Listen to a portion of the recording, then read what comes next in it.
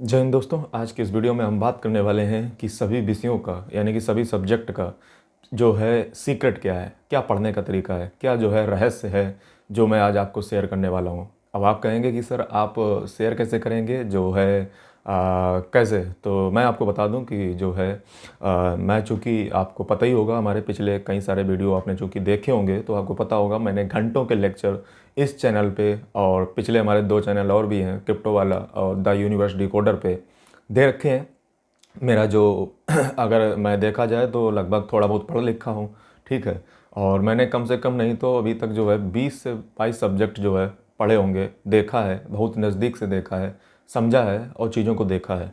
इसके बाद जो है मैं ये वीडियो बना रहा हूँ। मैं ऐसे ही कोई हवा हवाई वीडियो बना करके नहीं आ रहा हूँ जिसमें जो है मैथ हो, चाहे फिजिक्स हो, चाहे केमिस्ट्री हो, चाहे वो ह्यूमैनिटीज़ के जितने भी सब्जेक्ट हैं, चाहे पॉलिटिकल साइंस हो, चाहे जो पॉलिटिक्स मतलब पॉलिटिकल साइंस हो, चाहे जो है वो हिस्ट्री हो, चाहे वो ज्योग्राफी हो, चाहे वो पॉलिटी हो, चाहे वो इकोनॉमी हो, चाहे वो वर्ल्ड हिस्ट्री क्यों ना हो, मतलब किसी भी प्रकार का अगर देखा जाए, चाहे वो सिक्योरिटी हो, चाहे बायोडाइवर्सिटी हो, चाहे साइंस एंड टेक हो, चाहे वो इंटरनल सिक्योरिटी हो, या फिर जो है किसी भी प्रकार का मुद्दा हो, लगभग रीजनिंग हो, चाहे वो किसी भी प्रकार से मैंने जो है लगभग अब ऐसा तो जो है कोई नहीं कह सकता है कि आपको क्या सारे सब्जेक्ट का ज्ञान है, तो इसका जवाब है नहीं है। और ना मैं ऐसा कभी कहूँगा, समझे। कोई भी व्यक्ति जो है, एक पढ़ना अलग बात होती है, उसको दिमाग में रखना अलग बात होती है। जैसे अगर आप जो है शास्त्रों में देखोगे तो वहाँ पे जो है जो बुद्धि है उसको जो है, जो आप कितना बड़ा रट्टेबाज हो, कितना अच्छा जो है आपने रटा हुआ है, इस बात से आपकी बुद्धि की कल्पना नहीं की जाती है। आपकी जो बुद्धि है यानी कि आपका जो विजडम है, यानी कि जो आपके अंदर विवेक है, एक ज्ञान होता है, एक विवेक होता है। और विवेक जो है वो ज्ञान के उपरांत ही बनता है। यानी कि जब आपके पास बहुत सारा ज्ञान होगा, कई सारी चीज़ों को आपने जब पढ़ लिखा होगा, तो आप जो एनालिटिकल एक रीजनिंग होती है, एक जो कंपैरेटिव स्टडी होती है, एक जो आपके अंदर जो एक माइंड जो होता है, आपका जो टेम्परामेंट होता है, वो एक अलग लेवल पे आपका पहुंच चुका होता है, जो कि एक साधारणतः एक जो उस व्यक्ति में नहीं दिखेगा जिसने थोड़ा सा कम पढ़ा है, और उसके अंदर जो है उतने फास्ट उसका माइंड नहीं चलेगा, और उसके अंदर जो है इतने जो पर्सपेक्टिव हैं, इतने जो कॉम्बिनेशन है, जितने जो परम्यूटेशन कॉम्बिनेशन लगा करके जो मैटर होते हैं, जो उसके रिजल्ट होते हैं, वो उतने आउटपुट नहीं जनरेट कर पाएगा, इतनी जल्दी से उसका जो है प्रॉब्लम का सल्यूशन नहीं आएगा। ये सारी चीज़ें उनमें देखी जाती हैं। लेकिन जब मैंने सभी विषयों को देखा और बहुत नज़दीक से देखा, तो मैंने एक चीज़ पाई। क्या पाई? तो मैं चूँकि जो है आपको पता होना चाहिए, तो मैं आपको बात करूँ तो मैं थोड़ा सा जो है स्पिरिचुअल टाइप का भी व्यक्ति हूँ। मेरी जो विचारधारा है वो डॉक्टर कलाम से मैच करती है। मैं साइंस का घोर समर्थन करने वाला व्यक्ति हूँ, साइंस का बहुत पसंद करता हूँ। लेकिन मैं इस अभिमान में, इस घमंड में स्पिरिचुअलिटी को जो है निगलेक्ट नहीं करता हूँ। मैं अज्ञेयवादी हूँ, यानी कि जो है मैं ईश्वर में हो सकता है इसकी कल्पना जो है मैं मान कर चलता हूँ। क्योंकि जो व्यक्ति ईश्वर को नहीं मानते वो अपने आप को नास्तिक कहते हैं, और वो कहते हैं इस दुनिया में, ब्रह्मांड में ईश्वर है ही नहीं। जो अभी इस प्लेनेट के बाहर नहीं निकल पाए, वो ईश्वर की कल्पना को चंद एक कमरे में छोटे से बैठ करके अपनी कल्पनाओं को सीमित कर लेते हैं और मान लेते हैं ईश्वर है ही नहीं। लेकिन मैं उनमें से नहीं हूँ। मैं उनमें से हूँ जो ये जानता है कि वो छोटी सी जगह में रहता है, एक जरा ऐसा कमरा भी नहीं है, चींटी जैसा कमरा है अपना अर्थ, अपनी पृथ्वी।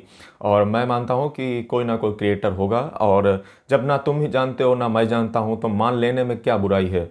और अगर जो है अगर इतिहास आप उठाकर देखोगे, अगर जो है कापरनिकस ये ना मानता कि चर्च की जो उसमें चीज़ें लिखी हुई हैं उनको सत्य करना है, अगर कापरनिकस ये चर्च में लिखी हुई जो बातें थी उसकी जो बुक में लिखने के लिए, उसको सिद्ध करने के लिए अगर वो विज्ञान की ओर ना निकलता, तो आज शायद ये पता ही नहीं चल पाता कि इस धरती जो है वो हीलियोसेंट्रिक है, ना कि जीवोसेंट्रिक है। ये बातें हालांकि पता चलने के बाद कापरनिकस को जो है काफ़ी टॉर्चर किया गया, चाहे वो फिर गैलीलियो ही क्यों ना हो, इसी प्रकार से चाहे वो न्यूटन ही क्यों ना हो, जिनको जो है मैथमेटिक्स इज़ द लैंग्वेज जो उनको दिखाई पड़ी, और उन्होंने कहा कि भगवान नहीं है।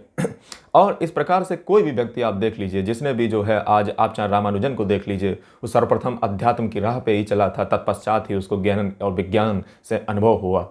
आपको ये समझ आना चाहिए कि अध्यात्म से जो है वो बड़ा है, विज्ञान उसके पीछे पीछे चलता है, उसी की तलाश में। वो जो एक क्यूरियोसिटी होती है, जो जिज्ञासा होती है, जो जिज्ञासु दिमाग होता है, वो उसी की तलाश में जो है सतत परंत उसके आगे चलता रहता है। यानी कि अध्यात्म ही वो लाइट है जिसके पीछे चला जा सकता है।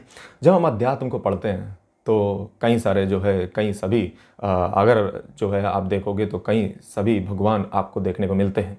चाहे आप जो है अगर क्रिश्चियनिटी में देखोगे, इस्लाम में देखोगे, तो एक एकेश्वरवाद का कॉन्सेप्ट है, यानी कि मोनोथीज्म का कॉन्सेप्ट है। वहीं पे अगर आप हिंदू में देखोगे तो कई सारे जो है भगवान, सारे मैं शब्द लगा दे रहा हूँ, इसके लिए मैं माफ़ी मांगना चाहता हूँ, गलती से निकल गया।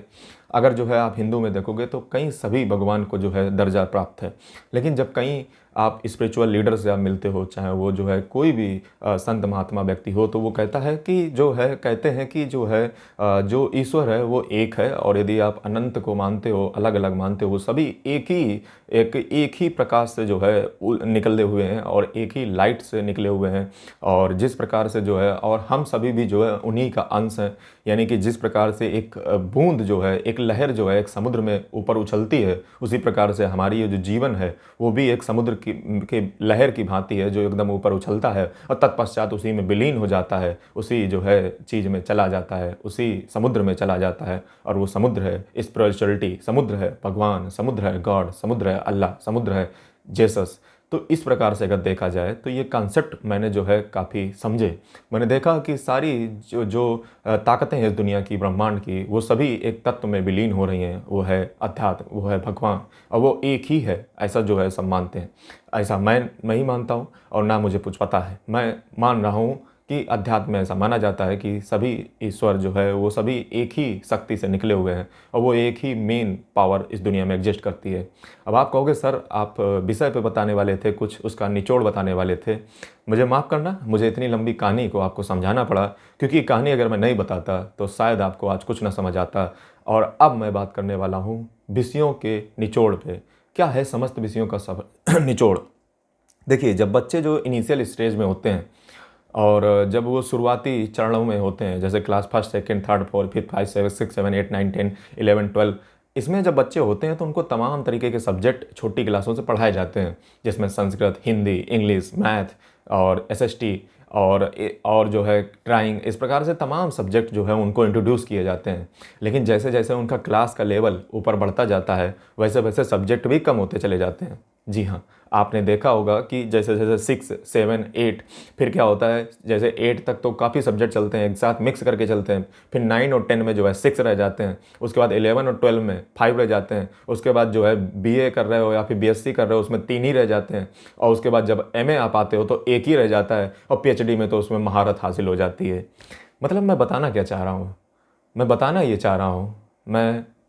ये चाह रहा हूँ कि दरअसल जो व्यक्ति शुरुआती चरण में होता है, यानी कि जिसको जो है थोड़ा सा, जो मान लीजिए इनिशियल स्टेज में, जिसने ज़्यादा पढ़ लिख नहीं रखा है, जिसको ज़्यादा समझ नहीं है चीज़ों की, वो क्या करता है, तमाम जगह इधर जाता है, उधर जाता है, सब जगह एक तरीके से जो है प्रयास करते देखता रहता है कि इधर इधर इस भगवान को देख लें, इस भगवान को देख लें, उधर देख लें, सब अलग अलग हैं, इनसे में ये मिल जाएगा, उनसे में ये मिल जाएगा, इस चीज़ों में लगा रहता है।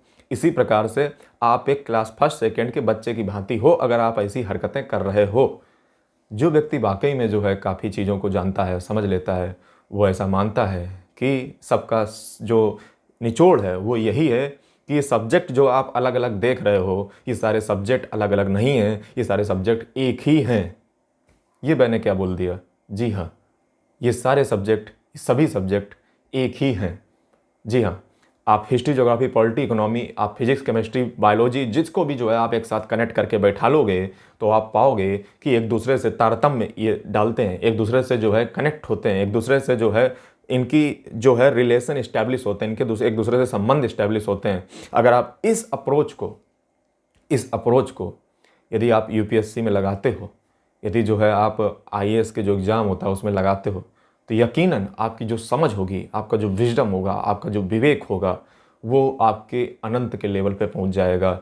और आप एक अंडरस्टैंडिंग, एक रैशनल, एक विचारक, एक तार्किक, एक बेहतरीन स्टूडेंट जो है अंडरस्टैंडिंग के लिए जो है जाओगे, और समझने के लिए जो है जाने जाओगे, क्योंकि आप ये जान चुके हो कि सभी सब्जेक्ट अलग अलग नहीं हैं, वो एक दूसरे से कनेक्ट होते हैं, और ये रहस्य आपको पता चल चुका है।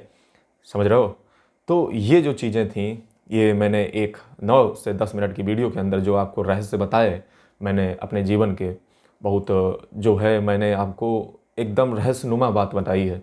और शायद आपको जो है कुछ लोगों को ये मेरी फिलॉसफिकल बात पसंद आई हो, और हो सकता है कुछ को ना भी पसंद आई हो, कुछ को लगा हो कि सारे सब्जेक्ट एक दूसरे से कनेक्ट हो कैसे सकते हैं। आप मेरी इस बात को नोट कर लीजिए और फिर अपनी लाइफ में जो है इसको प्रैक्टिस करके देखिए। सारे सब्जेक्ट एक दूसरे से कनेक्ट होते हैं। This is my statement, you can note in your diary. और आप जब ज़्यादा चीज़ों को पढ़ोगे तो आपको समझ आएगा कि वाकई में जो है जो मैंने कहा था वो सत्य था। और प्रयास कीजिए, पढ़ते रहिए, समझते रहिए और विनम्र बनिए, क्योंकि विद्या विनयम ददाति। जल्दी मिलते हैं एक नए वीडियो के साथ। दोस्तों मैं आपको बता दूं, मैं हर दूसरे दिन जो है रात को 8 बजे इसी चैनल पे लाइव आता हूं, आपके सवालों का जवाब भी देता हूं। आप हमारे साथ जुड़ना ना भूलिएगा। जल्दी मिलते हैं वीडियो के साथ, तब तक के लिए जय हिंद, वंदे मातरम।